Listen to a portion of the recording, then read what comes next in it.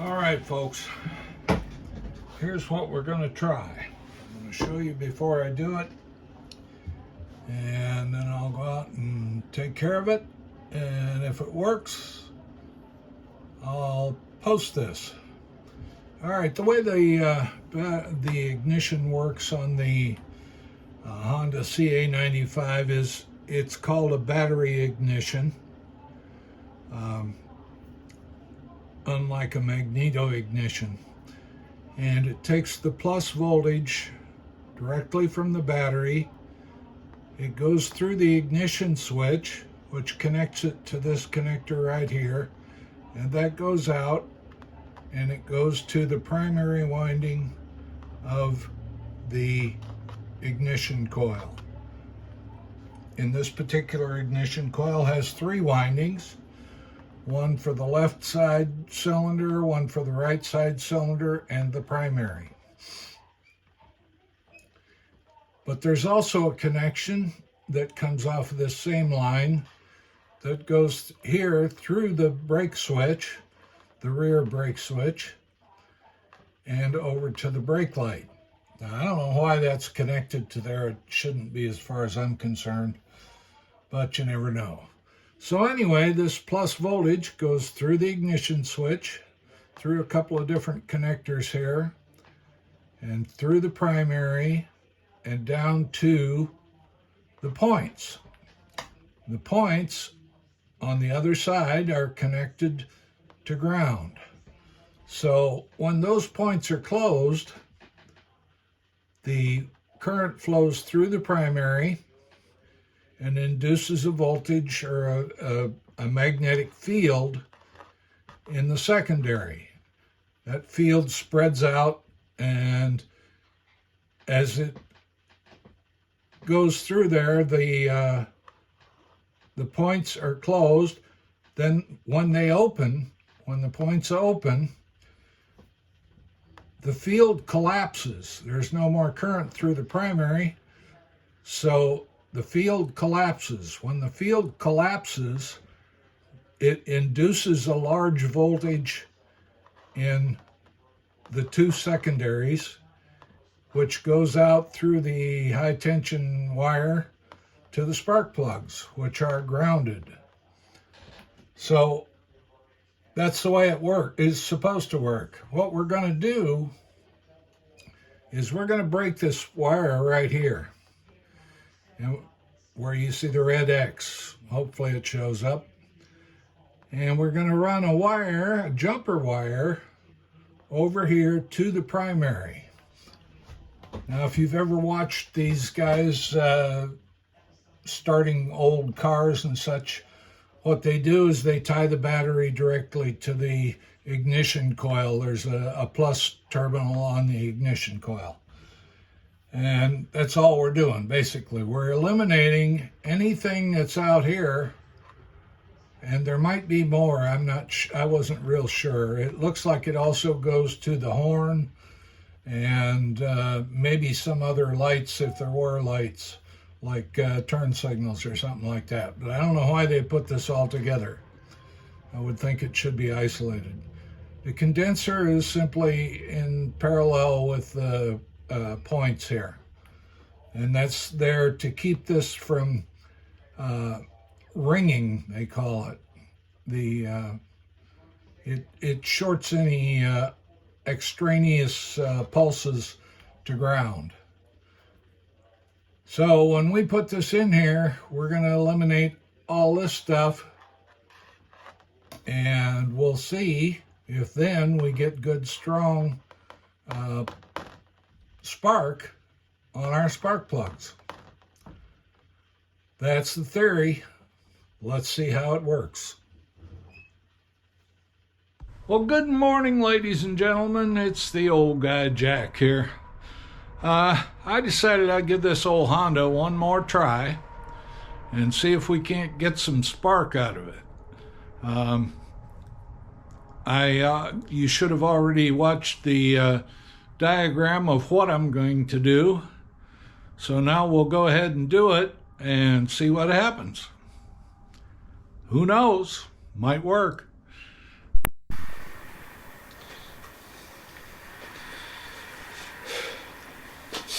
Alright, we got here a 6 volt 12 ampere hour battery. I just checked it with a meter. It's at 6.2 volts, just like it should be. These two leads here come from the ignition coil, which is up here. So, like I said, we're going to break those free. So the ignition coil is no longer connected in the circuit. But we need to connect it to something. So we'll take the black lead, which is what normally they say connects to the power, and we'll put the black lead on the red lead. I need to do this with a jumper here. That should be good there. And this would normally, instead of coming direct from the battery, this would normally come through the switch up here. Okay, so now what do we need to do with this? This will connect down to, and I need another jumper. Where's my next jumper at? I thought I had everything together. Well, no, I didn't think I had everything together.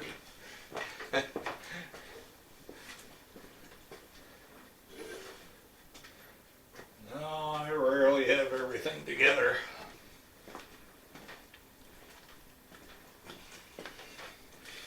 Alright, so we're going to take the ground off the battery. I'm going to need one more jumper. Well, come on. Oh, these things, they get a little greasy and then you can't move them. Alright. You got to put the ground off the battery to the ground on the bike. I could have skipped all this. Alright. Then we got to take the, well, that could have been a problem. Thought I had that screwed in there real good, but I pulled it off and put it back on so many times. That's probably why.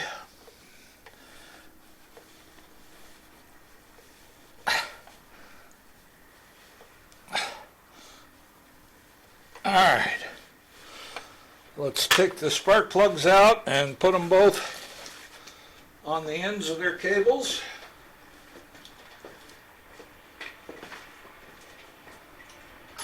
Which should be an 18. Might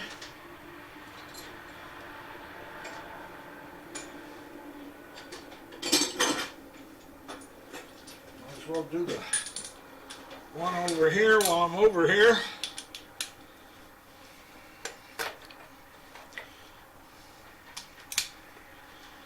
Just ordered me a 18 millimeter spark plug wrench. I got about a dozen different spark plug sockets around here. None of them are 18 millimeters. I don't know why.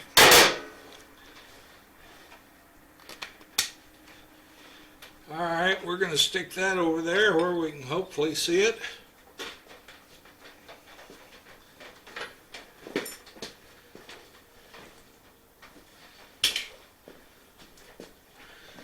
Then we're going to pull this one out.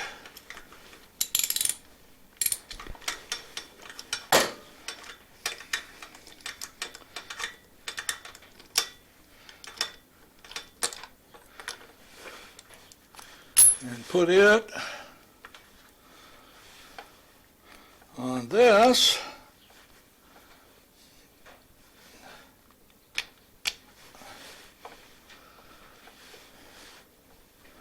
And hopefully put that someplace where we can see what spark happens. Then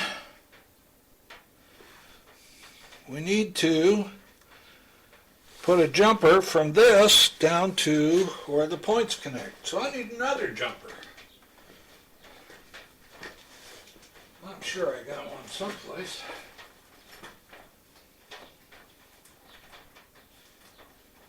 this open? Yeah. Oh, these are better jumpers.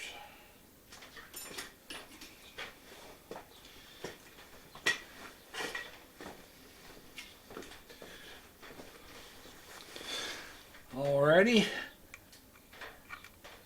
This should connect to here someplace if I'm lucky. I'm not going to use that wire because that might be a problem too. And we will put this one on here. And the points appear to be closed because I got a little spark there. Now I'm just going to turn it over with a drill and see what happens. I'm going to turn the light out. See what happens.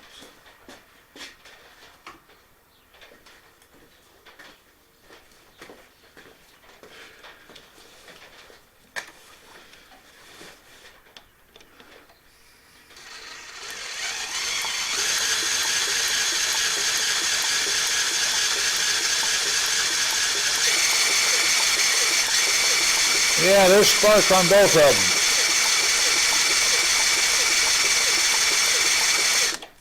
them. I don't know if you can see them or not.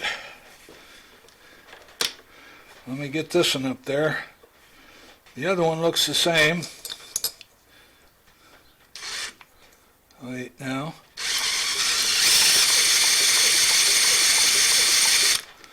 Alright, so it's something to do with the wiring.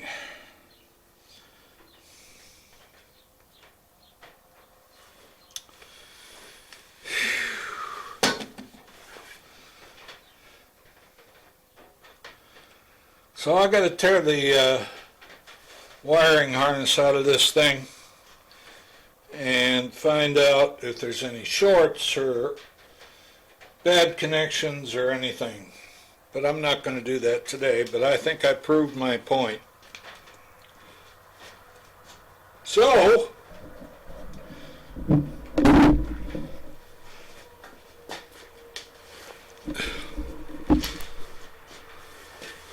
I'm going to just go ahead and post this as a follow-up to the one where I said I was going to quit working on it yesterday. And then when it gets a little warmer out here, hopefully, I think tomorrow's going to be up around 40. My old bones just don't like this cold weather, so I will see you then.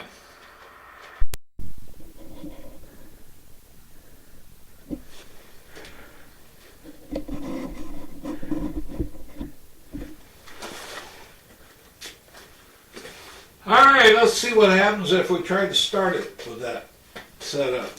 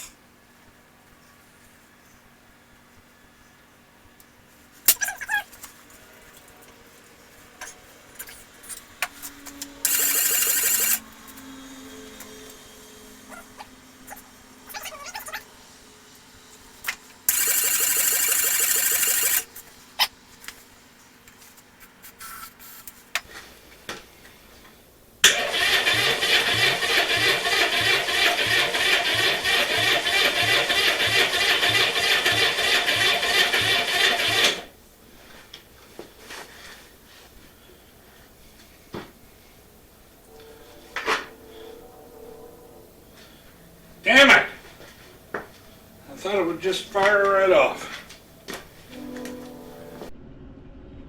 Well, good morning, ladies and gentlemen. It's the old guy Jack here. No success yesterday. I got spark. Seems to be a good white spark on both cylinders, but she just would not fire. I never got a pop or anything out of it. I put gas in the cylinders. I sprayed a little carb cleaner in the carburetor. The only thing I haven't checked, and I guess I'll check it today before I totally give up on this thing, is valve timing. So the fact that it just won't fire at all is kind of scary. I did recheck my compression. I've got 120 on the left cylinder and only 85 on the right cylinder, but still it should fire on at least that one cylinder. And I was hoping that it started out, when I first checked it, when I first started working on this bike, it was 30 and let's see, 90, I think.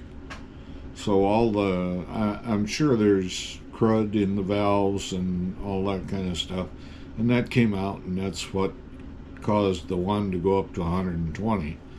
And I was hoping that maybe just if I can get it running, why the other rings would free up and things like that. But it just won't fire. So I'm going to check the valve timing this morning now. This is the next day. And if that doesn't do it, I need to take a rest on this thing and get back to it later. So we'll see you on the next one.